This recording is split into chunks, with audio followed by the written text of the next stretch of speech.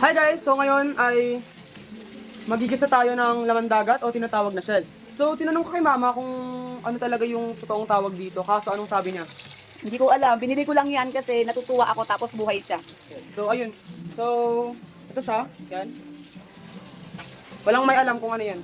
Huwag na kainin. So ngayon, isa to sa magiging ulam namin ngayong araw. Tapos magluluto yung si mama ng tilapia. Yes. So, ngayon ay ipapakita ko sa inyo kung paano to igigisa. Ngayon nakapaghiwa na ako ng luya, sibuyas, bawang at sili. So ngayon ay hugasan naman natin yung shell.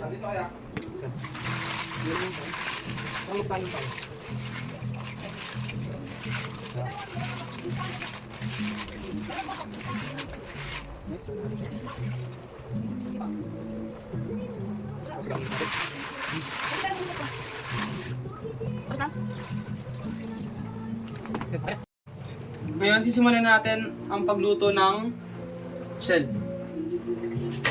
Sa natin yung apoy. Na natin ng konti.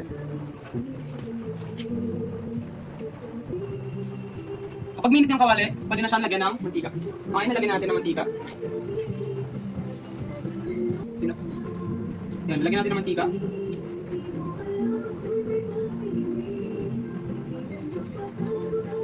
At kapag mainit na yung ating mantika, ay ilalagay na natin yung luya.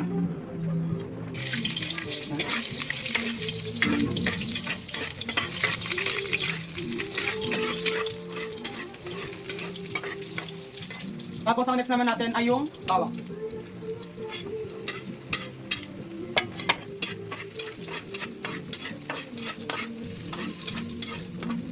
At ang sunod naman ay yung ating sili.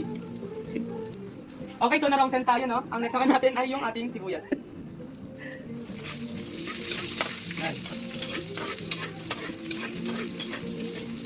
At ang ating susunod naman ay ang ating sili. Para meron tayong konting sipa, no? May sipa. Malawin natin. At ang next naman natin ay yung shell na binili ng aking nanay sa palengke. Dahan-dahan lang. Ganito lang. Wow! Wow. Sukuha tayo natang pangunan para makawakawa natin. Gano'n maluin lang natin yung shell.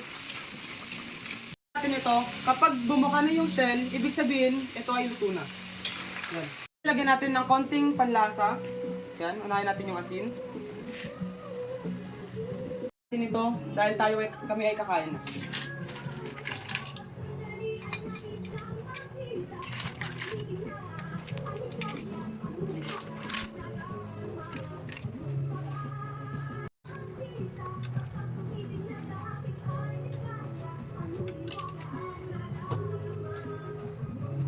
So ito siya. Yan.